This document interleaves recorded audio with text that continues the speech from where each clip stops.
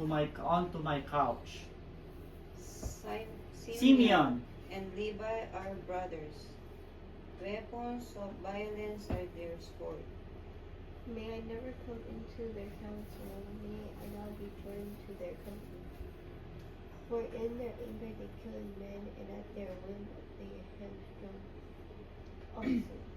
Cursed be their anger, for it is fierce, and their wrath, for it is cruel. I will divide them in Jacob, and scatter them in Israel. Judah, your brothers shall praise you. Your hand shall be on the neck of your enemies. Your father's sons shall bow down before you. Judah is a lion's whelp. From the prey, my son, you have gone up. He crouches down, he stretches out like a lion, like a lioness, who dares rouse him up. The Scepter, the scepter shall not depart from Judah, nor the ruler's staff from between his feet, until 8. Judah comes home, and the obedience of the peoples is his. Binding his foal to the vine, and his donkeys colt to the choice vine. He washes his garments in wine, and his robe in the blood of grapes. his eyes are darker than the wine, and his teeth whiter than the milk. So, that verse 10, the scepter, what is scepter? Staff. Yeah. Staff? Who used the scepter? Ruler. The rulers, the king. Okay. What Okay. did you guys say? Wait, What did you guys Judah? I said Judah. So, Judah's tribe will be the one gonna be like the lion. Chosen. Okay? I think, who's the Reuben. eldest? Reuben. I think he has a relationship with one of the wives. That's why he said, "You went into my couch." So like that's like a mild curse, because and then the two Simeon and Levi, I think they're the ones started to kill one of the tribes because their sister was raped by another tribe, and then when they tried to join them, they kill all the men. I remember that video. Yeah. So Jacob was so mad. We are not, we're not like this kind of people, because these two sons of them. Okay. Any question? Weren't like the guys of that other tribe like they got their cut off or something? Yeah. That's when because God told Abraham that all on his tribe supposed to be circumcised. That's the sign. All the men. And then when this tribe, the son raped the daughter, but he said, "I want to marry your daughter so we can join the family." So, but Jacob said, "You cannot join our family because our family or our need to be circumcised." Then the leader said, "Oh, we are willing to be circumcised." And that day, when men is so weak, because they were circumcised, then they attacked these two sons because they were thinking they disgraced their sisters, so they want to take a revenge. So Jacob was mad. That's why he mentioned it here, right? Weapons and violence in their swords. Levi and okay. So we know now that's gonna be from Judah, among the 12 Judah. Okay, next. In the tribe of family, and it will become from the son of Jesse. 1 Samuel 16:1. Dana, yun ang siya sabi ko. Jesse. Read 1 Samuel 16:1. Jesse. Son of Jesse. She's been waiting. Lalabas si Jessie. She's been waiting for this. Kasi she was eager to answer Yeah, it. Jesse. Finally, you're correct. It's from Si Jessie. 1 Samuel 16:1. Ano? 1 Samuel 16:1. Wait for Jesse to book. Si Jessie na. Gosh, ma. 16 mo. Si Jessie hinahanap ko.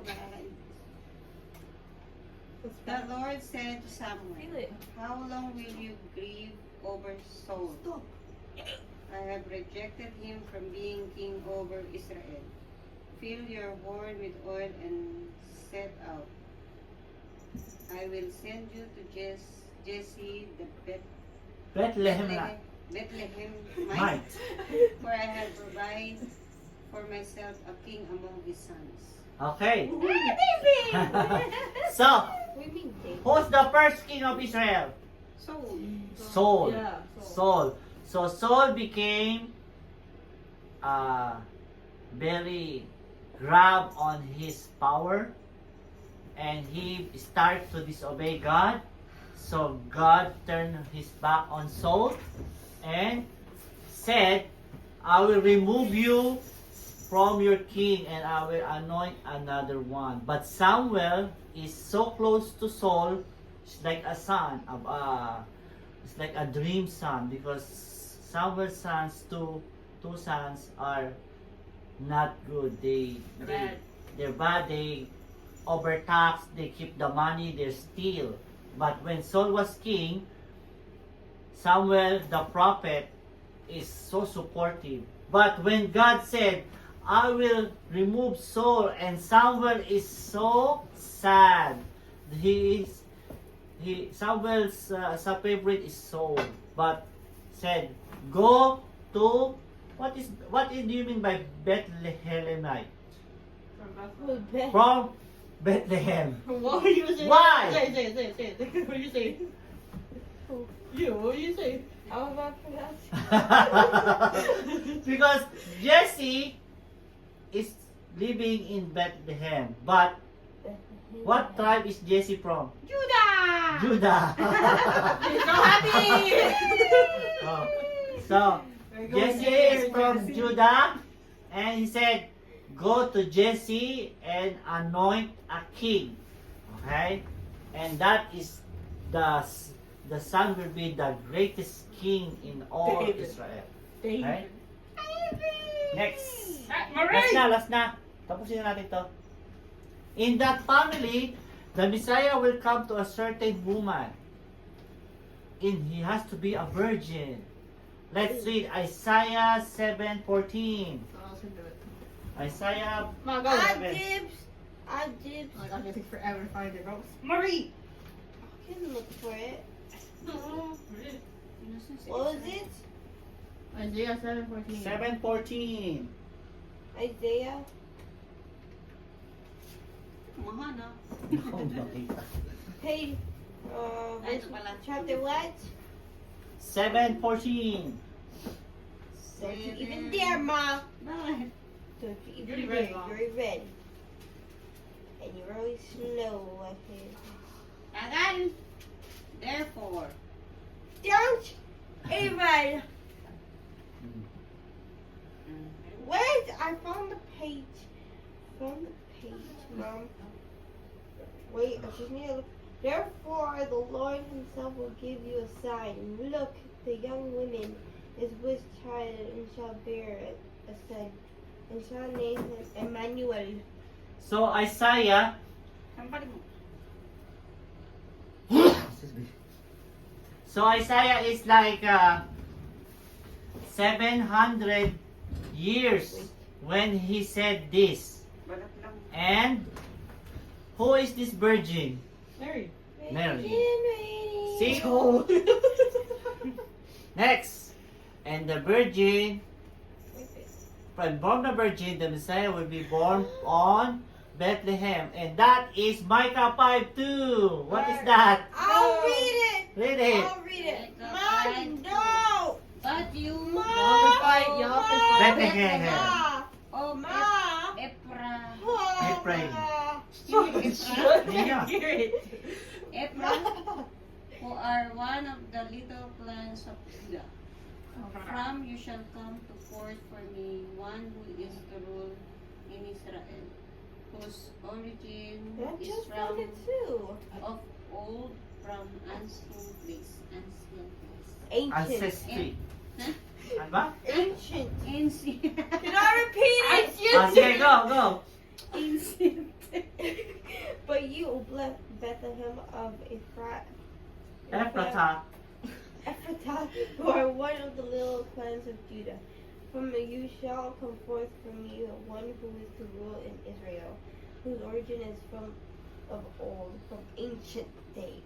Ancient. So that's also. Ancient. So Micah said this and didn't know what's gonna happen because this was 700, more than 700 years ago. So these guys are talking about this, but they didn't see and they didn't know. They just prophesy, and that's it. They didn't know what Jesus looks like and what Mary looks like, but they just say these words. Okay, so let's see. Look, a certain time, we know that a certain place where, and from what woman, and from what family, and what from tribe, from nation, from section, from race. So all of these are in the Bible and is talking about Jesus. So it's not hidden that Jesus really is the Messiah because ever since it was in the Bible, all the details. There's no mistake. Everything is prophesied came true. Time, where it's gonna be born, family, tribe, and nation. Any question? No. So tapos na tayo dyan sa chapter 5, Verse 17, 1. and 18. What? Meron pa tayong 19 and 20. I thought we can grab it, we can discuss it, but it's time. The quiz Right? took so much time. The question. Because